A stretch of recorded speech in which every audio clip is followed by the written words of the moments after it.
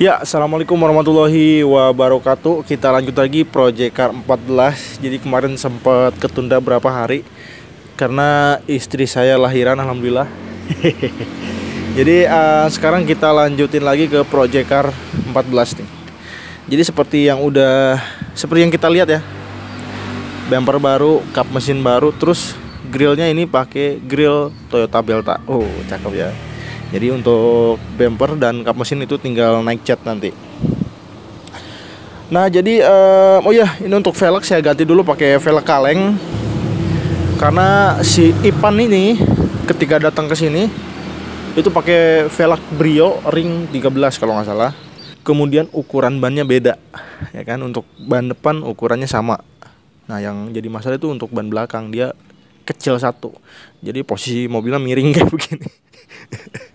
Jadi akhirnya saya ganti dulu pakai velg kaleng yang ada di sini untuk ngecek kaki-kaki, karena kan kalau mobilnya miring otomatis nggak akan beres lah kalau kita ngecek kaki-kaki kayak gitu. Sekarang saya mau ngomongin dulu nih soal rembetan dari ganti kopling, karena terakhir kemarin si Ipan ini kan ganti kopling. Nah saya kira kemarin setelah ganti kopling untuk bagian mesin dan kaki-kaki selesai. Ternyata enggak. Ketika selesai diganti kopling, ternyata ngerembet ke master kopling. Dan akhirnya ya tertunda lagi untuk bagian bodi dan juga interior. Jadi masih beresin bagian kopling. Nah jadi awal mulanya itu setelah selesai ganti kopling, itu belum ada 1 hari. Jadi kan seperti biasa kalau kita ganti kopling baru, otomatis injekan koplingnya jadi empuk tuh, ya kan. Cuman ada yang beda. Nah nanti untuk kopling ini saya jelasin di video selanjutnya. Jadi untuk video sekarang kita ngomongin dulu master kopling. Nah untuk master kopling ini setelah ganti kopling ya, jadi belum 24 jam, selesai jam 5 sore. Malam saya coba sekitar jam 11. Belum jauh. Itu belum ada sekitar 1 kilo lah, belum 1 kilo, mungkin sekitar 500 meteran lah dari sini, dari rumah. Itu tiba-tiba koplingnya jeblos.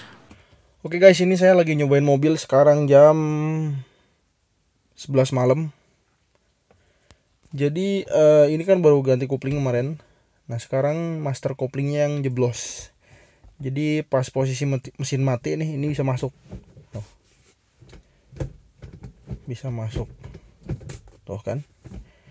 Nah kalau posisi mesin hidup dia nggak bisa masuk, kita tes.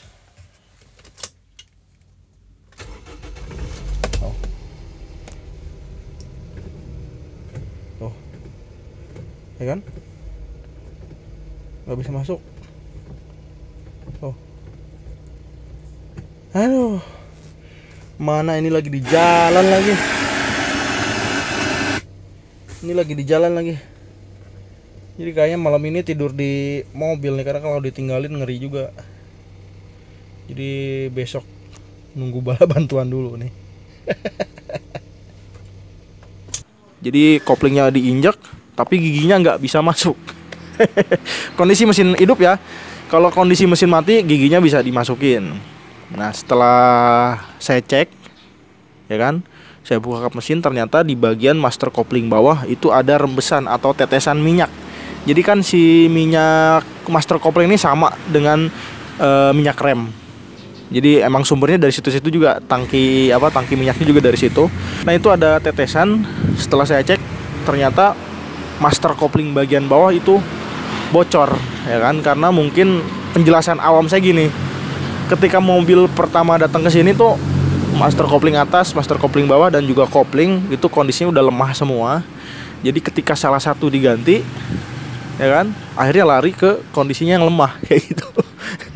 Yang pertama kena master kopling bawah, ya kan. Saya telepon bengkel, gimana ini mobil nggak bisa jalan gini. Ya udah kata orang bengkel akhirnya ngedatengin saya, dimana mobil waktu itu stuck atau nggak bisa gerak karena giginya nggak bisa masuk. Kemudian bisa diakalin dan pulang ke rumah, ya kan. Yang awalnya saya mau nginep di pinggir jalan tuh, karena riskan mobil kalau ditinggal. Jadi alhamdulillah malamnya itu bisa pulang ke rumah. Nah besok paginya karena udah ketahuan master kopling bagian bawah yang rusak, akhirnya saya belanja ke toko spare part yang ada di Sukabumi. Ya kan, saya beli master kopling merek TRW untuk master kopling bawahnya. Kemudian saya beli juga minyak rem karena kemarin ada kebocoran. Nah sebelum saya beli part itu saya cek dulu yang udah kena kan jelas master kopling bawah tuh. Nah saya cek juga master kopling atas yang di belakang setir tuh, di bawah setir. Pas saya cek aman, nggak ada kebocoran. Ya nggak ada yang aneh-aneh lah, intinya seperti itu. Jadi saya putuskan untuk beli master kopling bagian bawah aja, ya kan. Dapat barangnya nih. Nah setelah dapat barang saya balik ke sini, saya pasang. Oke lagi beberapa saat. Mobil saya coba jalan lagi, gitu lagi cuy. Kopling diinjak nggak bisa masuk gigi. Ini bener bikin pusing ini, ya kan. Setelah saya cek master kopling bawah emang baru, oke, nggak ada rembesan segala macam. Saya curiga ke master kopling. Saya curiga ke master kopling atas. Ya kan, saya ngolong, lihat ke bawah setir, ternyata iya rembes juga. Bukan ngocor sih, ngelai. Ngelai dari si master kopling atas. Ini anjir banget sumpah. Tahu gitu saya beli sekalian aja master kopling atas sama master kopling bawah tadi gitu kan. Pas saya beli spare part ke toko gitu kan. Akhirnya balik lagi saya ke toko, ya kan, dikerjain nih. Sempet nyari-nyari di beberapa toko nggak ada, dan akhirnya nemu di satu toko si master kopling bagian atas ini. Jadi untuk master kopling atas dan bawah sekarang kondisinya sudah baru semua dan mereknya TRW. Yang bawah TRW dan yang atas TRW. Nah setelah dipasang akhirnya oke, ya kan. Ketika kita injak kopling, ya giginya masuk, udah enak lah, pokoknya udah saya bawa jalan udah enak. Sampai situ belum selesai. Injekan koplingnya enak, cuman ada yang berasa aneh di pedal kopling. Jadi pedal kopling itu ketika kita injek full sampai habis, biasanya kan langsung det kayak gitu. Nah dia di si Ipan ini ada sedikit nahan dulu di tengah, nahan, kita injek lagi masuk. Ini saya mulai curiga ke kopling nih, ya kan. Nggak lama setelah itu, ya mobil juga nggak terlalu jauh dipakai jalannya, mungkin sekitar ya 300 meteran lah. Tiba-tiba mobil gerdeg atau getar di angkatan pertama.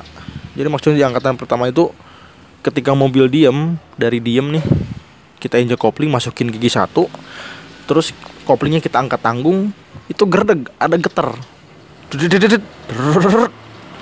Ketika jalan sih normal, nggak kerasa getar segala macam, cuman yang masalahnya itu di angkatan pertama nih, di angkatan pertama. Jadi pas mau jalan, saya bilang mau jalan. Jadi pas mau jalan kita masukin gigi satu, baru itu terasa getar.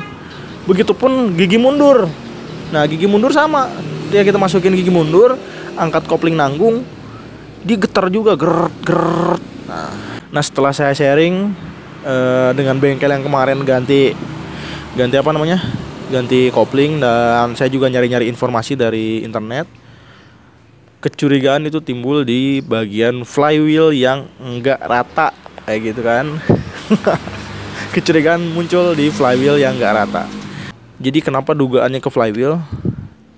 Ketika kemarin ganti kopling kan, si kopling lamanya itu udah gundul banget, terus hampir kemakan juga paku kelingnya.